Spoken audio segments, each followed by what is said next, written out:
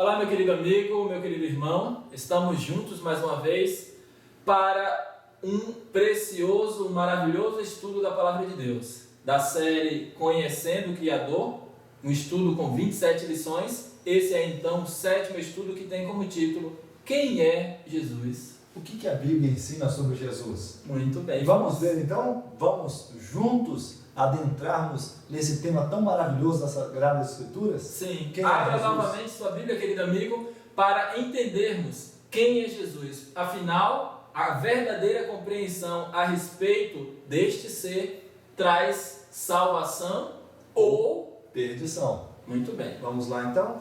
Jesus perguntou aos discípulos o que o povo dizia ser ele. Mateus capítulo 16, versículo 13. Tendo Jesus chegado às regiões de Cesareia de Filipe, interrogou seus discípulos dizendo: Quem dizem os homens ser o Filho do Homem? Então realmente sim, né? Ele interrogou os discípulos. Nós observamos, irmão Geandro, que havia um interesse da parte do Filho de Deus em saber o que as pessoas estavam dizendo a seu respeito. Ou seja, havia um interesse da parte de Cristo em que as pessoas soubessem, por revelação, né, por conhecimento, por contemplação de também. Fato, exatamente. Ele era, não é isso? Pergunta de número 2. O que os discípulos responderam? Mateus capítulo 16, versículo 14. Responderam eles: uns dizem que é João, o Batista, outros Elias, outros Jeremias ou algum dos profetas. Então, nós entendemos aqui claramente que os discípulos diziam, né, o povo estava falando para eles que talvez fosse João que houvesse ressuscitado, outros até mesmo Elias, né? E então, outros também diziam, talvez Jeremias ou algum dos profetas. Exatamente, por motivo dos grandes milagres que Jesus fazia, né? Então, realmente, o mundo se maravilhou na época. Mas Jesus, agora, na pergunta de número 3, irmão Daniel, ele gostaria que as pessoas tivessem um conhecimento mais correto sobre ele, não é Verdade. isso? Vamos então à pergunta de número 3. Jesus estava interessado na opinião dos discípulos a seu respeito? Vamos agora ao texto de Mateus 16, verso 15. Novamente, abra sua Bíblia. Mas vós, perguntou-lhes Jesus, quem dizeis que eu sou? Ou seja, Jesus perguntou agora aos discípulos. Eu sei que a multidão está equivocada, não sabe, né, está admirada de tantos milagres. Sim. Está admirada de tantas coisas que eu estou fazendo, mas eu quero saber de vocês. Quem que vocês acham que eu sou? Né? Muito importante, interessante, irmão Geandro, que havia um interesse, uma preocupação de Jesus a respeito da verdadeira compreensão de quem era ele. Exatamente. Né? Muito interessante esse detalhe. Vamos então à pergunta de número 4. Qual foi a resposta de Pedro? Mateus capítulo 16, versículo 16. Respondeu-lhe Simão Pedro: Tu és o Cristo, o Filho do Deus vivo. Exatamente, irmão Daniel. Então nós vemos que Pedro tinha um conhecimento correto, não só Pedro, mas todos os discípulos de Jesus sabiam que era Jesus. E você, meu amigo, conhece Jesus? Sabe quem realmente ele é? Verdade. Pedro afirmou categoricamente que aquele que estava diante dele, naquele exato momento, é o Filho do Deus vivo. É o prometido. Né? Muito bem. Vamos então agora à pergunta de número 5, irmão Jean. Cristo Jesus é o nosso único mediador e Senhor? Vamos abrir nossas Bíblias para saber, existe alguém mais que pode ser o nosso advogado ou intercessor perante o Pai? Ou só existe um? Vamos procurar na Bíblia? 1 Timóteo capítulo 2, versículo 5 e 1 Coríntios capítulo 8, versículo 6. Vamos ao texto então. Porque há um só Deus e um só mediador entre Deus e os homens, Cristo Jesus, homem. Todavia para nós há um só Deus, o Pai, de quem são todas as coisas e para quem vivemos, e um só Senhor Jesus Cristo, pelo qual existem todas as coisas e por ele nós também. Vemos aqui, irmão Daniel, que realmente Jesus é o nosso único intercessor Verdade. Único advogado. Não existe outro mediador igual a ele, né, irmão Jesus? Exatamente. Jesus nasceu algum dia? Será que lá na eternidade, nós sabemos que Jesus é filho aqui na terra, mas será que lá na eternidade Jesus algum dia nasceu do Pai? Vamos lá, Provérbios capítulo 8, versículo 25. Antes que os montes fossem firmados, antes dos outeiros, eu nasci. Irmão Geandro, nós encontramos aqui em Provérbios capítulo 8, e necessário é se fazer a observação de o capítulo 8 de Provérbios se aplica a Cristo como a sabedoria de Deus. E em todo ele mostra Jesus como nascendo, ou seja, sendo gerado de Deus. Então o texto está nos afirmando que antes que todas as coisas fossem criadas, ele então nasceu, ou seja, ele foi gerado. Então Jesus nasceu antes de nascer aqui na terra, de ser criado? Sim, certamente. Vamos ver aqui em Provérbios capítulo 8, versículo 22 e 24, e Miqueias 5, 2, e Apocalipse também, capítulo 3, versículo 14. Vamos aos textos então. O Senhor me possuiu no princípio dos seus caminhos, desde então e antes de suas obras. Desde a eternidade fui ungida, desde o princípio, antes do começo da terra. Quando ainda não havia abismos, fui gerada. Quando ainda não havia fontes carregadas de água. Exatamente.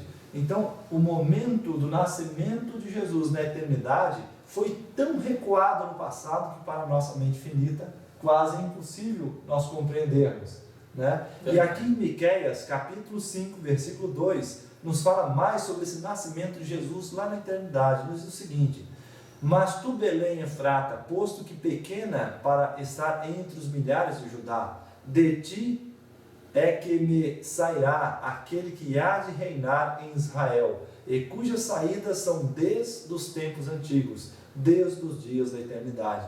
Nós estamos vendo aqui, irmãos, que realmente as saídas, quando fala saídas, é origem. Exatamente. Então, as suas origens foi o início, né, irmão Jean? Dos dias da eternidade. Então, nós vemos que lá no princípio, nos primórdios de todas as coisas, e vemos que o princípio da vida do Filho de Deus não pode ser computado por cômputos humanos, não é por décadas, não é por centenas de anos, por séculos, nem por milênios, mas por eternidade. É uma forma que Deus tem de contar o tempo, não é isso, irmão Daniel? Com certeza. Vamos a outro texto ainda, de Apocalipse 3, verso 14, para então chegarmos a uma conclusão desse questionamento. Ao anjo da igreja em Laodiceia escreve: isto diz o Amém, a testemunha fiel e verdadeira, o princípio da criação de Deus.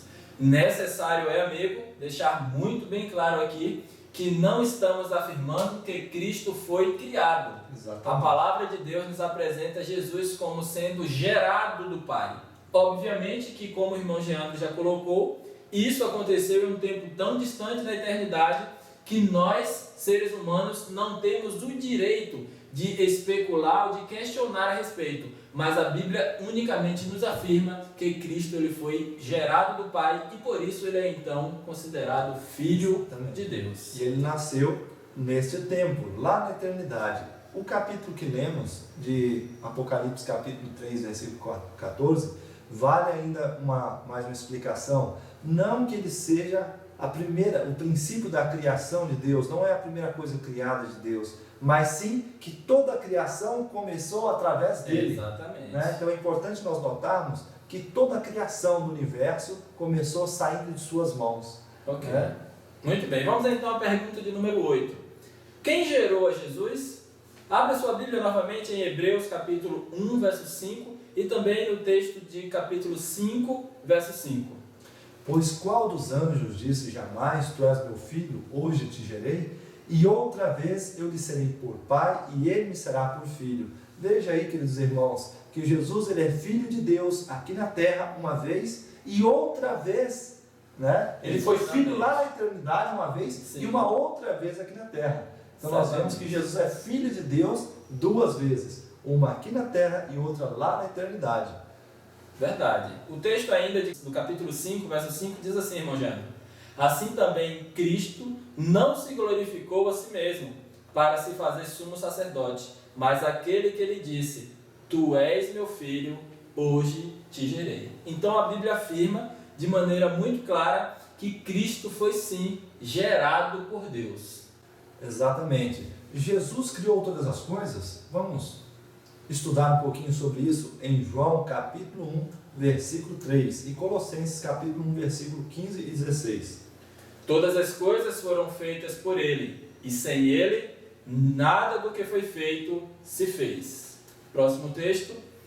O qual é a imagem do Deus invisível, o primogênito de toda a criação, porque nele foram criadas todas as coisas nos céus e na terra, as visíveis e as invisíveis, sejam tronos, sejam dominações, sejam principados, sejam potestades. Tudo foi criado por Ele e para Ele. Então a resposta é: Jesus criou todas as coisas? Sim, certamente. Certamente. Tanto as que existem no céu, como as que também existem aqui na terra. Necessário é novamente se fazer a observação, querido amigo, de que lá no céu, Cristo, antes de ter criado então juntamente com o Pai o ser humano, ele já havia participado na criação de todos os anjos que também participavam na adoração no céu. Exatamente. Pergunta de número 10. Quem é a fonte do poder de Jesus? Então vamos ver o que Jesus mesmo fala sobre isso. Mateus capítulo 28, versículo 18 e João 5, 19. E chegando-se Jesus, falou-lhes, dizendo: É-me dado todo o poder no céu e na terra. Próximo texto. Disse-lhes, pois, Jesus: em verdade vos digo, que o Filho por si mesmo não pode fazer coisa alguma, senão o não ver fazer o Pai. Porque tudo quanto ele faz, o Filho o faz igualmente. Exatamente. Então, o texto que nós acabamos de ler mostra claramente, meu querido amigo, que a fonte do poder de Cristo está exatamente no Pai. Pois ele mesmo disse que o Pai é maior que eu, né? E ele diz também, lá em Mateus 28, verso 18, como acabamos de ler, que é-me dado todo o poder. Exatamente. Todo o poder no céu e na terra é dado, ou seja, Jesus recebe o poder, né? Sim. E quem é que dá o poder? Obviamente, o seu Pai, né? Com certeza. Jesus é a imagem de Deus, segundo Coríntios capítulo 4, versículo 4, e Hebreus capítulo 1, versículo 3 e Colossenses capítulo 1, versículo 15. Vamos à leitura do primeiro texto então. Nos quais o Deus deste século cegou os entendimentos dos incrédulos, para que eles não resplandeça a luz do Evangelho da glória de Cristo, o qual é a imagem de Deus.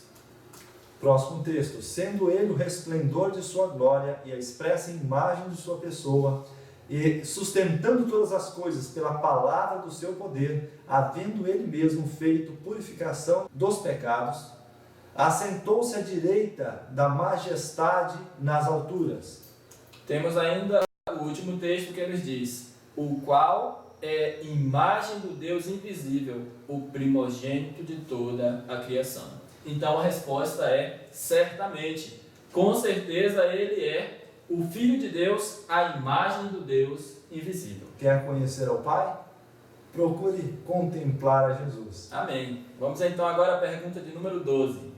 Deus, o Pai, autorizou a Cristo julgar a humanidade porque ele é o Filho do homem? Vamos então ao texto de João, capítulo 5, versos 27 e 22.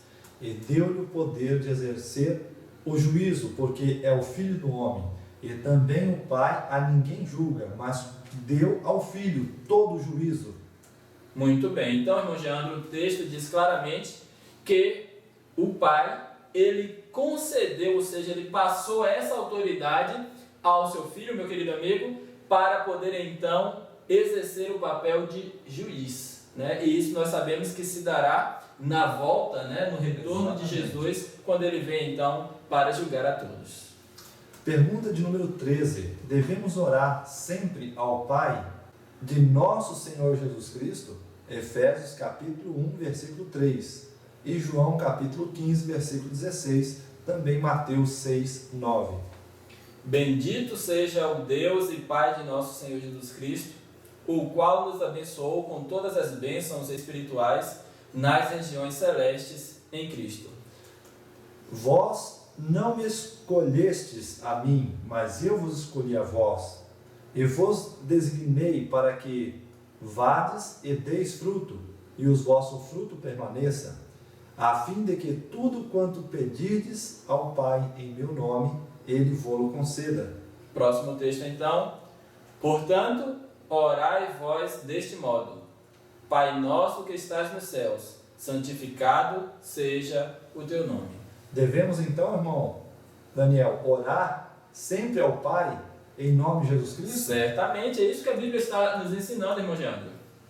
Com certeza. Muito bem, querido amigo, nós chegamos ao final dos questionamentos e respostas desse maravilhoso estudo e temos aqui alguns complementos, alguns textos que nós iremos novamente fazer a leitura sem comentários, para que você chegue à conclusão então desse estudo maravilhoso que estamos concluindo neste momento. Vamos lá a uma reflexão. Salmos 2, versículo 7 e 12. Falarei um decreto do Senhor. Ele me disse: Tu és meu filho, hoje te gerei. Beijai o filho, para que não se ire e pereçais no caminho, porque em breve se inflamará a sua ira. Bem-aventurado todos aqueles que nele confiam. A qual Deus nos tem cumprido, a nós, filhos deles, levantando a Jesus, como também está escrito no Salmo 2: Tu és meu filho, hoje te gerei. Isso está escrito em Atos 13, verso 33. Hebreus capítulo 1, versículos 5 a 6. Pois qual dos anjos disse jamais: Tu és meu filho, hoje te gerei? E outra vez, eu lhe serei pai, e ele me será por filho. E outra vez, quando introduz no mundo o primogênito, diz: E todos os anjos de Deus o adorem. Porque Deus amou o mundo de tal maneira que deu seu Filho unigênito, para que todo aquele que nele crê não pereça, mas tenha a vida eterna. Porque Deus enviou seu Filho ao mundo, não para que condenasse o mundo, mas para que o mundo fosse salvo por ele. Quem crê nele não é condenado, mas quem não crê já está condenado, porquanto não crê no nome do unigênito Filho de Deus. Isso está escrito em João 3, versos 16 a 18. Colossenses capítulo 1, versículo 14 a 15. Em quem temos a redenção, a saber, a remissão dos pecados, o qual é a imagem do Deus invisível, o primogênito de toda a criação. João capítulo 1, verso 14. E a palavra se fez carne, e habitou entre nós, e vimos a sua glória, como a glória do unigênito do Pai, cheio de graça e de verdade. Queridos amados irmãos, as Escrituras declaram que Cristo é o unigênito de Deus. Ele é gerado, não criado. Quando ele foi gerado, não nos compete indagar, nem nossa mente poderia assimilá-lo, se nos fosse indicado. Houve um tempo em que Cristo procedeu e veio de Deus, do seio do Pai, João 8, versículo 42, e João 1, versículo 18, mas em seu tempo está tão recuado nos dias da eternidade que para a compreensão finita é praticamente sem início. Exatamente. Irmão Jean, muito interessante o estudo apresentando Jesus como o Filho de Deus, e é muito importante, queridos, fazermos uma observação ao final desse estudo. Não estamos aqui afirmando que Jesus ele é somente o Filho de Deus. A Bíblia nos diz claramente que ele é digno de adoração, e nós veremos isso no estudo posterior, onde chegaremos a algumas conclusões ainda mais importantes a respeito desse Jesus maravilhoso. Crê você também, querido amigo, nesse precioso Jesus, no verdadeiro Jesus, e quer que através desse caminho de Cristo alcance a vida eterna? Ore também conosco e se junte ao povo de Deus na obediência aos seus mandamentos, adorando ao Pai, e a seu Filho Jesus Cristo. Amém. Até o próximo encontro. Que o Senhor Deus continue abençoando a tua vida.